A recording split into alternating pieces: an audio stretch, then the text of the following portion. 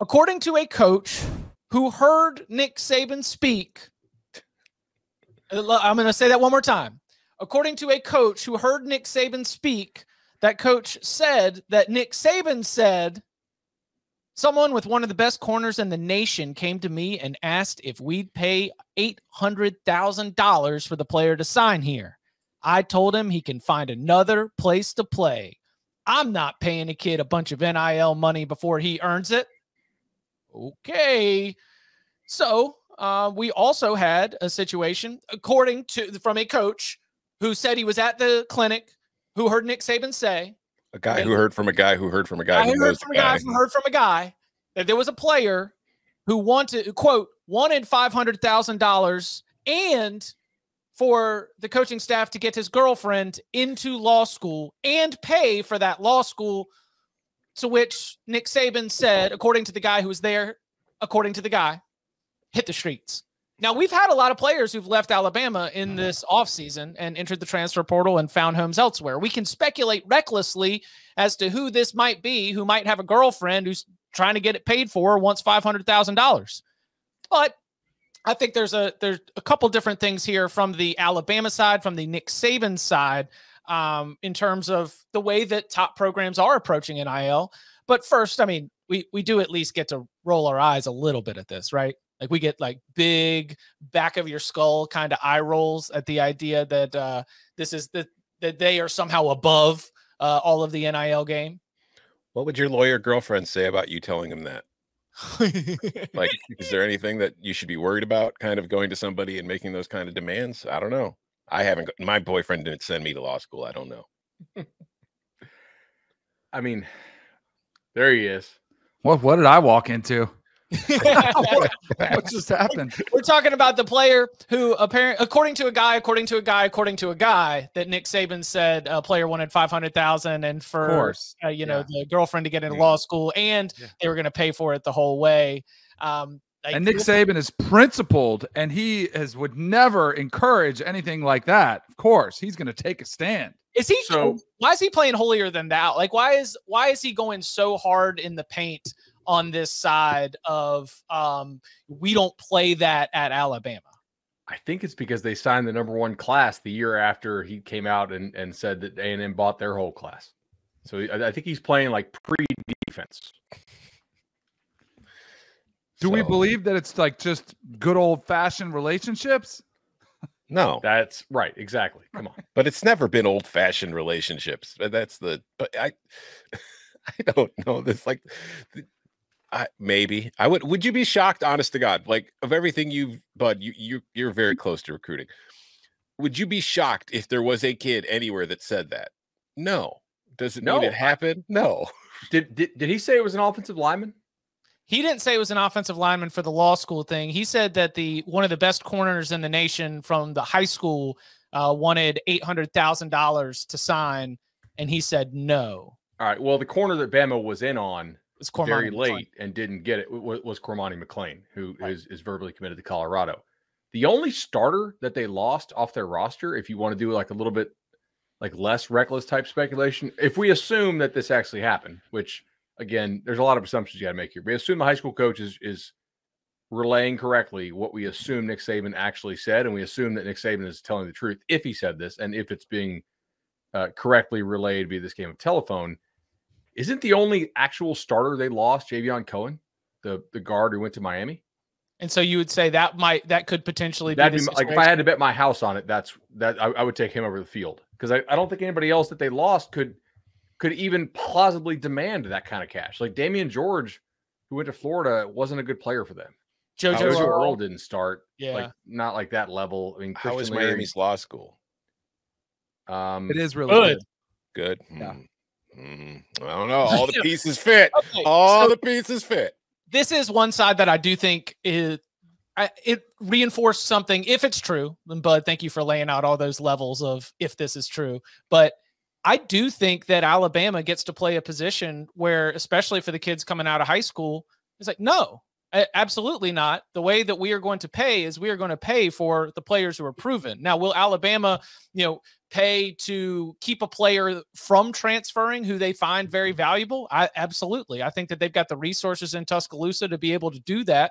And I think that it's a poor investment to blow a bunch of money on some of these kids coming out of high school. I think that the programs that are throwing around huge money trying to make a splash probably are outbidding your Alabamas and your Georgias for some of the high school kids, because Alabama and Georgia is selling, come to Alabama, come to Georgia, go to the NFL. Like it's a path where I think that they are weeding out players that they think would end up transferring out anyway. And then B, they get to lean on all the success that they've had in terms of taking guys to the pros as an advantage in not having to overspend for kids out of high school. It's a discount. Like just like people want to play with LeBron, right? But it's not a 5-finger discount. Like I think you're crazy to think that none of the guys in Bama's high school class are getting anything. That's kind of crazy. Now, maybe they are a little apprehensive if you ask them in a certain way for things. Like certain kids want to get paid more up front, as opposed to some schools do it where it's like, hey, when you get on campus, here's what this guy makes, here's what this guy makes, here's what this guy makes, right? We kind of value you in that same range. But yeah, I don't think you sign the number one class without some serious NIL benefits. So they're clean. They're all good, right? Of course.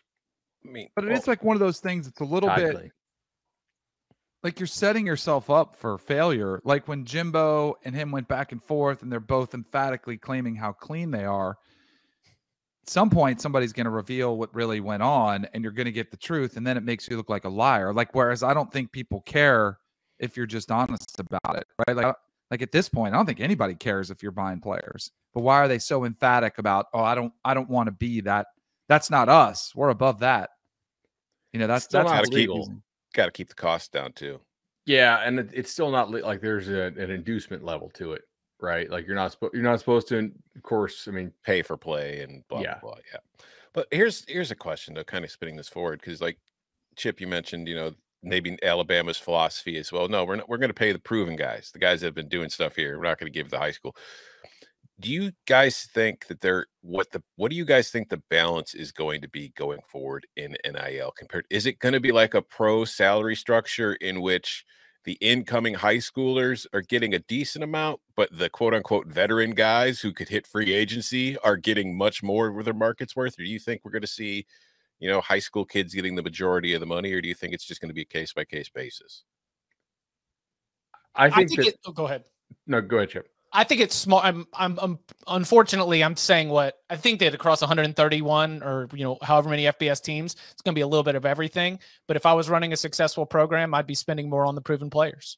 I'd be spending more to keep consistency. If I've identified somebody, even if it's an eval where we know that this guy is about to pop, like he's been waiting in the wings, especially on the offensive line, defensive line, one of those really like high value positions, rotation player, and we just need to keep him, I'd spend more there as opposed to newcomer from the transfer portal or newcomer from recruiting.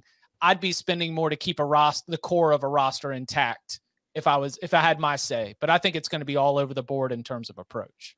Yeah, I agree with that. I think that the transfer portal is about to become more expensive, both in terms of getting guys out of the portal and keeping guys from your own roster out of the portal, because if you are running a collective, I think it is easier to hit up your boosters who are going to have to fund the collective and ask them to donate to keep proven players.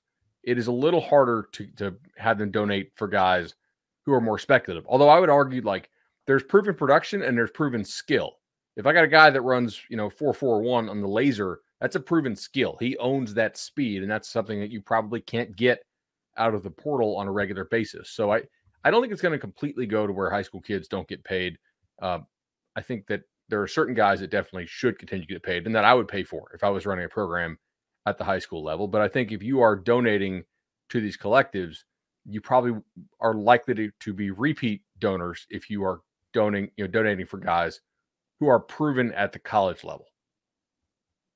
I think it'll be case by case basis, because I also think once the guys that have kind of used their free transfer, once that's kind of used up, then they won't have as much ability to move around. So I think there'll be less inventory. I just think it'll kind of be case by case. That's where I think it'll eventually evolve to.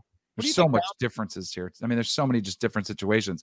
Like, yeah, a 4 or 5-star quarterback coming out who's, yeah, but I say that Jaden Rashada was a guy who was not the number one big name guy, and we kind of saw what happened with him. Maybe some of it's buzziness, you know, like if you're just a hot commodity, like anything, I mean, there's the supply and demand. If multiple teams want you, you can drive up the price, you know?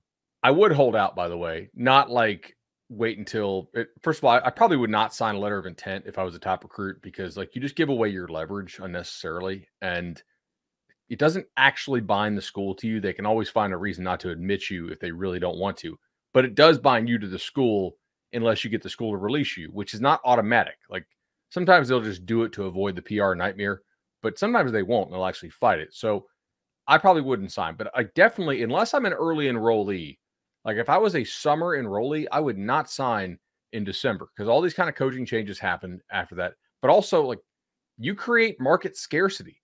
Look at our show rundown that we're about to jump into here in a couple of minutes, previewing signing day. There are very few kids in the top 100 who are unsigned.